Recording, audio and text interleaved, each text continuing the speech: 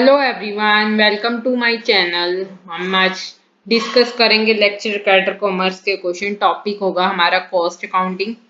तो स्टार्ट करेंगे हम अपना टॉपिक। फर्स्ट क्वेश्चन है, a budget that gives a summary of all functional budget and budgeted statement of profit and loss is called. देखो, इसमें summary होती है सभी बजट्स की और बजटेड स्टेटमेंट है उसको क्या कहेंगे? Flexible budget, master budget, performance budget, zero based budgeting.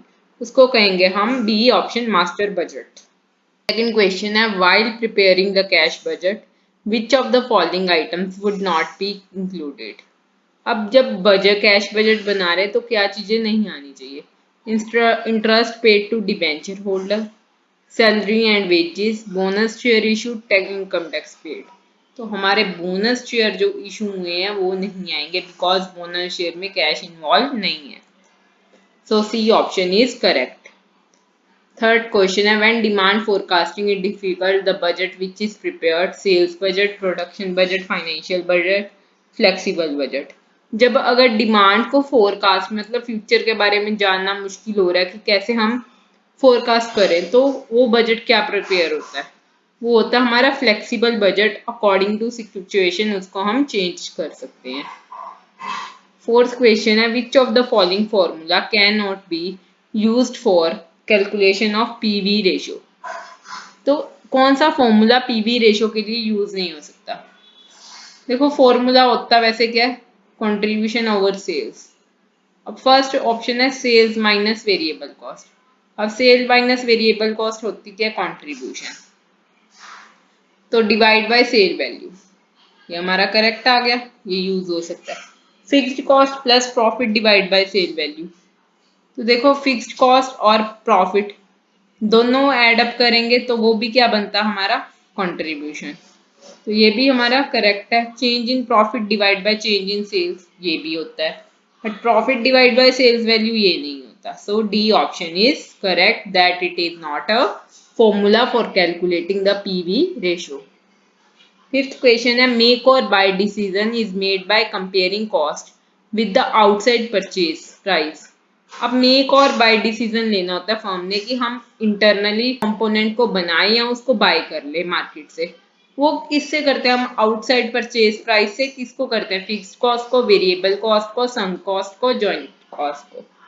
हम करते हैं उसको हम कंपेयर वेरिएबल कॉस्ट से। वेरिएबल कॉस्ट से क्यों करते हैं? अगर वेरिएबल कॉस्ट जो आउटसाइड परचेज प्राइस है उससे बढ़ रहा है तो हम क्या करेंगे? बाय करेंगे। अगर उससे कम है तो हम मेक करेंगे। क्लियर है? सिक्स्थ क्वेश्चन है, company maintains a dash to avoid stopping production due to the shortage material. देखो, कंपनी क्या मेंटेन करती है कि अगर कभी प्रोडक्शन की शॉर्टेज ना होए, तो मटेरियल कोई शॉर्टेज ना आए तो प्रोडक्शन भी स्टॉप ना आए, तो क्या मेंटेन करके चलती? Minimum stock level, reorder level, maximum stock level, none of this. तो वो हमेशा मेंटेन करके चलती है एक मिनिमम स्टॉक लेवल, इससे नीचे हमारा स्टॉक ना जाए। सेवेंथ क्वेश्चन है, ब्रेक इवन एनालिसिस शो। अब ब्रेक इवन एनालिसिस क्या शो करता है? Relationship between cost and sale, relationship between production and purchases, relationship between cost and revenue, none of this. तो इसका करेक्ट ऑप्शन है relationship between cost and sale. Break even point पे हमें ना loss होता है ना प्रॉफिट होता है। मीन्स कि प्रॉफिट भी जीरो होता है और लॉस भी इस पॉइंट पे जीरो होता है। Question number 8, the margin of safety can be calculated using. अब मार्जिन ऑफ सेफ्टी को कैलकुलेट करने का फॉर्मूला बताना है। Fixed cost minus PV ratio, total sales minus break even sales, fixed cost minus contribution, total sale minus fixed cost. इसका formula है total sales minus break even sales. Which of the following is an advantage of standard costing. अब standard costing का advantages क्या है? It helps in promoting measuring the efficiency with in the organization. It helps to control reduce the overall costing within an organization. It helps to fix the selling price the product manufactured within an organization. All of these। देखो, हम management की internally efficiency को major कर सकते हैं through standard costing. ये हमारे management के इंटरनली कॉस्टिंग को कंट्रोल करने में भी हेल्प आउट करती है, और ये किसको फिक्स करती है, जो प्रोडक्ट हमने मैन्युफैक्चर करना है उसका सेल प्राइस फिक्स करने में भी हेल्प करती है। So our correct option is D, all of the above. Now 10th question है, which of the following activities is true about the cost variance under the standard costing system? Cost variance is the difference between standard cost and actual cost. Cost variance, difference between standard cost and budgeted cost. Cost variance is difference between standard cost and marginal cost, या D cost variance। देखो variance standard costing में हम किसके बीच में देखते हैं, standard cost the actual cost. Costing का वेरियांस जो है that is the difference between standard and actual. 11th question है, which of the following can be a criteria for the acceptance of a project. अब इनमें से कौन सा criteria है जब हम कोई प्रोजेक्ट है उसको हम एक्सेप्ट कर लेते हैं that we can continue with this project. A option, profitability index should be greater than unity। Profitability index unity से greater होना चाहिए, means 1 से greater होना चाहिए। Internal rate of return should be greater than the cost of capital। IRR greater होना चाहिए cost of capital से। The net present value should be greater than 0। तो देखो कोई भी प्रोजेक्ट हमने एक्सेप्ट करना है तो ये तीनों ही कंडीशन हमारी फुलफिल होनी चाहिए। So our D option is correct, तभी हम किसी प्रोजेक्ट को एक्सेप्ट कर सकते हैं। 12th क्वेश्चन है, the time period between placing an order its receipt is in stock is known as lead time, B carrying time, C shortage time, D over time. देखो question क्या है कि किसी ऑर्डर को प्लेस करने से लेके उस ऑर्डर को रिसीव करने तक के टाइम को हम क्या कहते हैं। कोई सामान को 10 दिन लगते हैं ऑर्डर करके आने में, किसी को 15 दिन लगते हैं, उस टाइम को हम क्या कहते हैं, उस टाइम को हम कहते हैं lead time. So option A is our correct answer. 13th question है, reorder level is calculated as.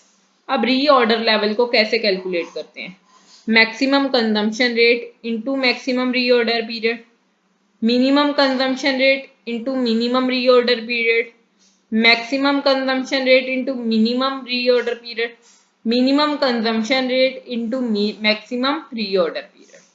तो ये हमारा ऑप्शन है ए करेक्ट, जहां मैक्सिमम ही कंजम्पशन रेट होता है, मैक्सिमम ही रीऑर्डर पीरियड होता है, दोनों चीजें मैक्सिमम हो। 14th क्वेश्चन है, average stock level can be calculate as minimum stock level plus half of the reorder level, B option maximum stock level plus half of the reorder level, C option minimum stock level plus half of the reorder level, D option maximum stock level plus half of the reorder level. तो इसका correct option A option minimum stock level plus half of the reorder level. The cost of insurance and taxes are included in cost of ordering, setup cost, inventory carrying cost, cost of shortage। जो cost of insurance और tax होता है हम उसको include करते हैं अपनी inventory carrying cost में। So C option is correct, inventory carrying cost। 16th question है, buffer stock is the level of stock, A half of the actual stock, B at which the ordering process should start, C minimum stock level below which actual stock should not be fall, D maximum stock in inventory। तो देखो buffer stock क्या होता है, buffer stock होता है जो minimum stock level हमने maintain किया है जिसके नीचे एक्चुअल स्टॉक को नहीं जाना, कि एक बफर बना के रखते हैं इसके नीचे हमें स्टॉक को लेके नहीं जाना। So C option is correct, minimum stock level below which actual stock should not fall. 17th question है, minimum stock level is calculated as. अब मिनिमम स्टॉक लेवल को कैसे कैलकुलेट करते हैं, reorder level minus normal consumption into normal delivery time, reorder level plus normal consumption into normal delivery time, reorder level plus normal consumption multiply by normal delivery time reorder level plus normal consumption divide by normal delivery time. तो देखो हमारा minimum stock level का formula होता है reorder level minus normal consumption into normal delivery time. So A option is correct. 18th question है which of the following is true for inventory control. अब inventory control के लिए क्या true है? Economic order quantity has minimum total cost per order, inventory carrying cost increases with quantity per order, ordering cost decrease with lot size, all of the above. देखो ये तीनों ही correct है। First में क्या कह रहे, economic quantity has the minimum total cost per order. EOQ से हमें क्या पता चलता है कि टोटली कॉस्ट कितनी एक ऑर्डर में सबसे कम पड़ेगी। इन्वेंट्री कैरिंग कॉस्ट इंक्रीज हो जाती है अगर हमारी क्वांटिटी इंक्रीज हो, क्योंकि इन्वेंट्री को कैरी करने हैं जितनी क्वांटिटी होगी तो उतना ही कैरी करने का खर्चा होगा। Ordering cost decrease with lot size, अगर लॉट बड़ा कर देंगे, जो दो ऑर्डर में हमने सामान मंगवाना था एक ही ऑर्डर में हमने सामान मंगवाना, तो खर्चा एक ही पड़ेगा जो ऑर्डर कर रहे हैं। तो ordering cost decrease with lot size. So D option is correct, all of the above. 19th question है the net present value method of capital budgeting assume that cash flows are reinvested at। अब हमें net present value के according बताना है कि cash flow कहाँ री invest करते हैं, रिस्क फ्री रेट में, कॉस्ट ऑफ डेट में, the rate of return of project, discounted rate used in analysis. तो हम देखते हैं कि discounted rate used in the analysis उस पे हम री इन्वेस्टमेंट करते हैं। 20th क्वेश्चन है the net present value of a proposed investment is negative therefore the discount rate used must be. अब देखो पूछा गया अगर एनपीवी नेगेटिव है तो डिस्काउंट रेट क्या होना चाहिए, greater than the project internal rate of return, be less than the projects internal rate of return, greater than the firms cost of equity, less than the risk free rate. तो ये क्या होना चाहिए अब discount rate greater than the project internal rate of return, जो IR है उससे greater होना चाहिए अगर एनपीवी नेगेटिव है। 21 क्वेश्चन है अकाउंटिंग रेट ऑफ रिटर्न। अब अकाउंटिंग रेट ऑफ रिटर्न क्या है? फर्स्ट ऑप्शन है is synonymous with the internal rate of return, B option focuses on income as opposed to cash flows, C option is consistent with the divisional performance measure known as the return on investment, D option recognizes the time value of money। तो अब देखो इसका question का answer आपको comment में बताना है। तो यहाँ तक वीडियो देखने के लिए thank you. Please like and share the video, comment down for any query and also give the answer, and don't forget to subscribe my channel. Stay tuned for the next video and bye.